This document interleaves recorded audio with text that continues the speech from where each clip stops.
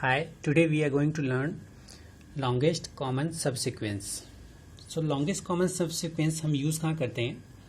For example अगर आपको दो डीएनए दिए गए हैं और उसमें आपको फाइंड करना है कितने लॉन्गेस्ट कॉमन सीक्वेंस हैं, इसके कंपेयर करके आप सिमिलरिटी फाइंड कर सकते हो कि दोनों डीएनए में कितनी सिमिलरिटी है. नॉर्मली डीएनए जो है आपके ACGT स्ट्रिंग से होते हैं, that is adenine, cytosine and thymine.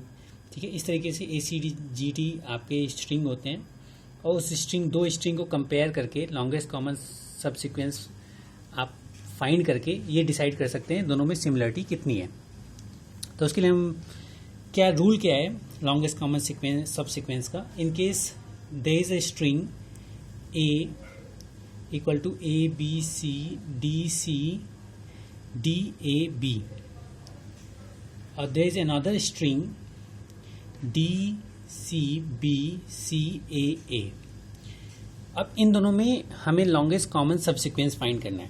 तो वैसे अगर हम चेक करें तो देखें लॉन्गेस्ट कॉमन सबसीक्वेंस BC इसमें भी है, BC इसके बाद A है.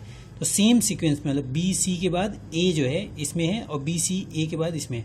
तो लॉन्गेस्ट कॉमन सबसीक्वेंस आपका एक तो हो जाएगा BCA.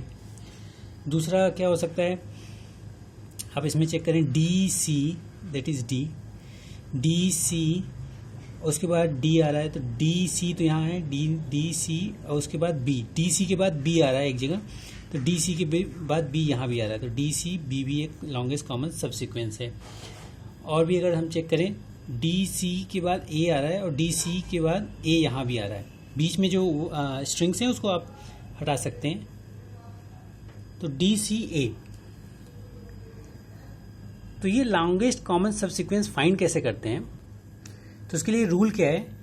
इन केस ये मैंने इंडेक्सिंग स्टार्ट की है 0 1 2 3 4 5 6 7 8. ठीक है, इस तरीके से इधर भी 0 1 2 3 4 5 6 और मैंने पहले ये ऊपर वाले स्ट्रिंग को लिख दिया, फिर नीचे वाले स्ट्रिंग को हमने लिखा. यहाँ कुछ भी नहीं है, ब्लैंक है. तो अगर I0 Z0 होता है तो I0 ये ऊपर हमने रो को I लिया है, Z जो है कॉलम है. तो अगर ये 0 है तो इसको आप फिल कैसे करोगे 0. तो इन दोनों में से कोई भी अगर 0 है तो उसको पूरा 0 फिल करोगे तो ये पूरा आपका रो जो है 0 से फिल हो जाएगा. सेकेंड कंडीशन क्या है, हमने Z जो है आपको फिल करना है, मतलब ये सारे स्क्वायर्स फिल करने हैं. तो ZIJ, तो ZIJ मतलब जैसे ये क्या है Z11. ठीक है, ये 1 की कंडीशन है. तो अगर AI इक्वल टू BJ, अगर दो स्ट्रिंग इक्वल हैं तो क्या करोगे, उसके डायगोनल ZI-1 JI-1. तो ये कौन सी कंडीशन है, ये डायगोनल की है. तो डायगोनल में आप 1 ऐड कर दोगे. ठीक है, तो अगर आप किसी उसमें देखें तो I-1 और Z-1 वो उसके डायगोनल में होता है इसके कंपैरिजन में. और ये क्या होता है 1 I लेस, I-1 और Z होता है. और ये क्या होता है आपका 1 J लेस, कॉलम की वैल्यू एक लेस होती है, रो को वही रहती है.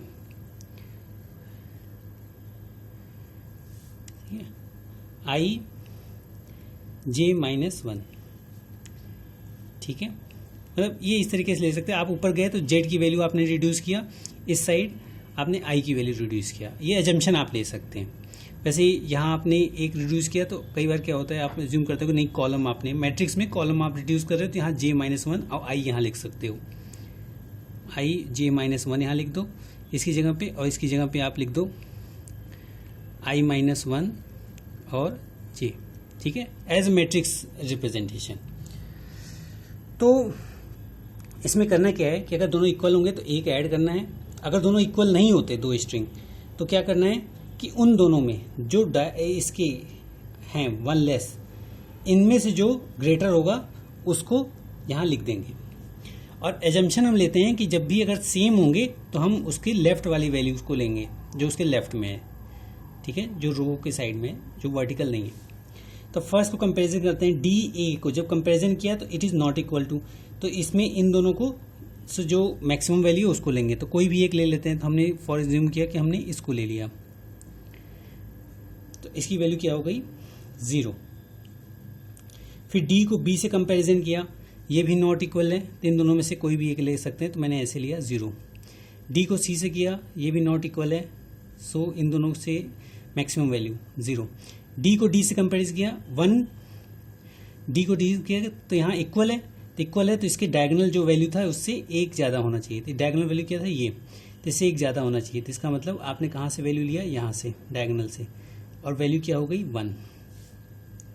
फिर डी को सी से कंपेरिजन किया तो डी और सी नॉट इक्वल है, तो इन दोनों में जो मैक्सिमम हो, तो मैक्सिमम कहाँ से लिया आपने, यहाँ से, तो इसको क्या लिख दिया 1। फिर डी को डी से कंपैरिजन किया तो ये देखा कि इक्वल है, तो जो आपके इसके डायगोनल पे जो वैल्यू है उससे 1 ग्रेटर होना चाहिए, तो 0 है तो यहाँ से इसकी वैल्यू क्या हो गई 1, और आपने कहाँ से लिया डायगोनल से। डी को ए से कंपैरिजन किया, नॉट इक्वल है, तो इन दोनों में से कोई एक होना चाहिए, तो हमारा जम्पशन था कि हम रो साइड से लेंगे, मतलब जो रो में आप प्रोसेस करें, तो 1 0 में से 1 आपने ले लिया। डी को बी से कंपैरिजन किया, नॉट इक्वल है, तो आपने यहाँ से ले लिया, तो ये 1 हो गया।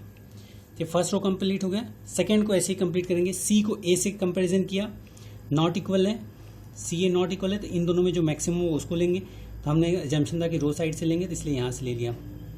सी को बी से कंपैरिजन किया तो इन दोनों में जो मैक्सिमम नॉट इक्वल है, जो मैक्सिमम है वो 0 ले लेंगे, ठीक है। फिर सी को सी से कंपैरिजन किया तो इसमें 1 ऐड करके लेंगे, तो इसका मतलब इस तरीके से आपने लिया 1। फिर सी को डी से कंपैरिजन किया, नॉट इक्वल है, तो यहाँ से ले लिया 1। अब सी को सी से कंपैरिजन किया, अब यहाँ जो है इक्वल है तो इससे 1 ज़्यादा होना चाहिए, तो यहाँ आपने क्या लिया 2, और कहाँ से लिया डायगोनल से। सी को डी से कंपैरिजन है, नॉट इक्वल है, तो इन दोनों में से कोई मैक्सिमम, जो मैक्सिमम है, तो मैक्सिमम ये है, तो इसको यहाँ से ले लिया 2। इस तरीके से हम इसको फिल करते जाएंगे। तो इस तरीके से आप इस पूरे मैट्रिक्स को फिल कर लेंगे। अब यहां से स्टार्ट करेंगे, बॉटम राइट से। बॉटम राइट से आप स्टार्ट करोगे और फाइंड करोगे कि ये 3 आया कहां से, और जितने डायगोनल्स हैं उन्हें अलग से लिखते जाओगे। तो ये डायगोनल नहीं है, ठीक है, ये हॉरिजॉन्टल है, ये आया था यहाँ से, ये डायगोनल है, तो इसको हम लिख लेते हैं ए। फिर ये कहाँ से आया था, यहाँ से, क्योंकि एरो है डायगोनल। फिर ये यहाँ से आया था, फिर ये यहाँ से आया था, फिर ये यहाँ से आया था, फिर ये 2 वर्टिकल यहाँ से आया था, ये भी डायगोनल है, ठीक है, डायगोनल का सिंबल, तो हम इसको लिख लेते हैं। तो क्या था सी,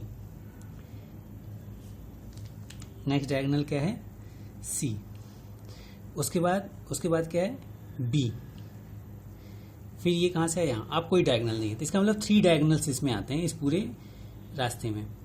तो ये हमारा सीक्वेंस क्या हो गया BCA आपका लॉन्गेस्ट कॉमन सब सीक्वेंस हो गया। तो एक से ज्यादा भी आंसर पॉसिबल है, तो BCA, DCB और DCA कोई भी एक आंसर फाइंड हो सकता है, बस length is 3। This is longest common sub sequence. Thank you.